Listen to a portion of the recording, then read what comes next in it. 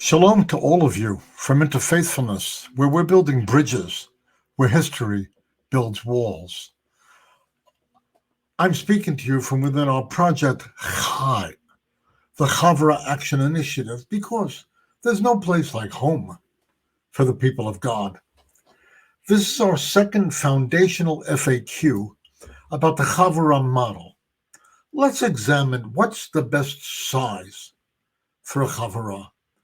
In part, that depends on what a Havurah is for. In our first FAQ, we discovered that a Havurah is a household gathering where people eat together, pray together, learn together, and grow in their life with God together for the sake of others. We should add that such a meeting is familial rather than formal. So let's edit our FAQ. Now it's this. What is the best size for a Havurah where people will be able to do all these things, especially to learn and grow in their life with God together for the sake of others? One thing we already know, it takes more than gathering together to ensure learning. Many times people gather even for a Bible study and don't really learn in a transformational way. So let's edit our FAQ one more time and ask and answer this question. What is the best size for a group of people who will eat together, pray together, learn together, and transformationally grow in their life together for the sake of others? That is a good FAQ for Havurah living. Let's talk about the Chavruta. This is the buddy system of learning used in a yeshiva. For intensive learning, the Chavruta or the Chavrusa of two people and not more than four learning together interactively is ideal. But a Havurah is not simply a learning modality. It needs to allow for freer discovery and life sharing and responsiveness to the initiatives of the Spirit. It needs to breathe a bit. Let's talk about conversation groups. Social scientists Jamie Krebs and Stephen Newberg of Arizona State University and Robin Dunbar of Oxford University speak of conversation groups and demonstrate the maximum size for a productive conversation group is 4 people plus or minus 1. This is because individuals in a conversation track with meaning by constructing tentative models in their minds of how the others in the conversation are thinking. This mental model making breaks down when there are more than 4 people, plus or minus 1, in the group. You can see this for yourself.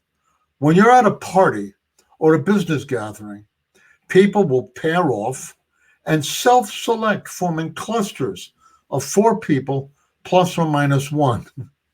It's just easier to track with each other in such a setting, but this is also not quite a Havurah because such groups become too intense and tend to be dominated by 1 or 2 individuals. A Havurah has to allow for greater freedom of interaction. So let's turn from the Chavruta to the conversation group, from the Chavruta and the conversation group to the Havurah itself. To understand optimum size, I like this advice from Andrew Mason. He's the founder of smallgroupchurches.com. And he tells us that small groups need to have a minimum of 6 and an absolute maximum of 15 participants. Why these limits? Anything smaller than 6 intimidates the introverts, who at first may simply want to observe. Groups smaller than 6 leave such introverts feeling too exposed. And a group larger than 15 creates the opposite problem, making it difficult for people to break in, to enter in, and to stay engaged. At best, they become spectators. I think we all know what it's like to be fighting for space in bigger meetings. Before long, we're opting out and checking our text messages and emails. These rules of thumb warn us that we can intensively disciple people at the one-on-one Chavurah level, or choose the 4 people plus or minus 1 conversation level. But for the more interactive body life model of a Havurah, what is best is seeking a critical mass of 6 members while limiting the group size to no larger than 15 members in order to maximize participation. Here at Chai, the CHavurah Action Initiative, we call this limit the participation ceiling. Going beyond this ceiling gives headaches to group members as they realize that they're manufacturing dilettantes instead of deep-level followers of the Messianic King. Maybe all of this is why Yeshua limited group size in order to raise up his committed core. He had a conversation group of 4 plus or minus 1 in Peter, James, John, and sometimes Andrew. These were his inner core. But on a more regular basis, he had a Havurah-sized group of 12 disciples.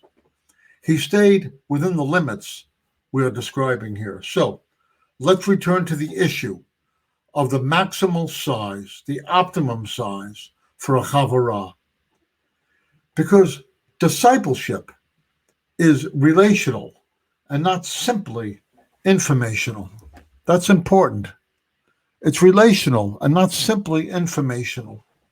Small is beautiful, but not too small and not too big.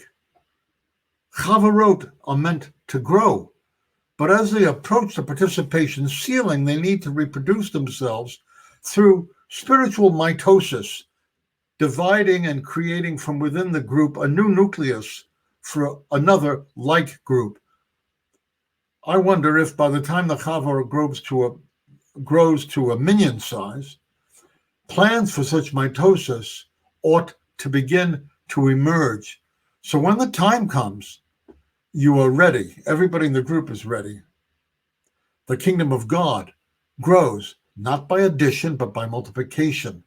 Our ideal is to develop a network, a colony of Havurot, household gatherings where we eat together, pray together, learn together, and grow in our life with God together as spiritual family within the house of Israel and for the sake of others.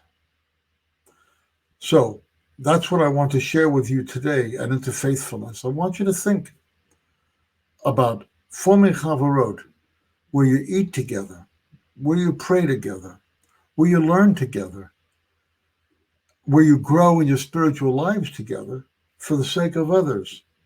These groups should not be ingrown and stuck. They should be growing. As the life of the Spirit works in the group, other people will be attracted to the good news of Yeshua, and you will form more groups like the one that you're in. And it's a healthy thing, because like I said, the kingdom of God doesn't grow by addition, bigger, bigger, bigger, bigger, bigger, but by multiplication. This group, that group, that group, that group, that group, the other group, all of these group networks together, but small enough that everybody knows everybody by name and where people do not feel anonymous. We'll have a lot more to say about Havurot here at Interfaithfulness, where we're building bridges, where history builds walls, and where right now we're building the CHavurah Action Initiative, because really, there is no place like home for the people of God. I think you probably agree. Thank you very much, and we'll talk again soon.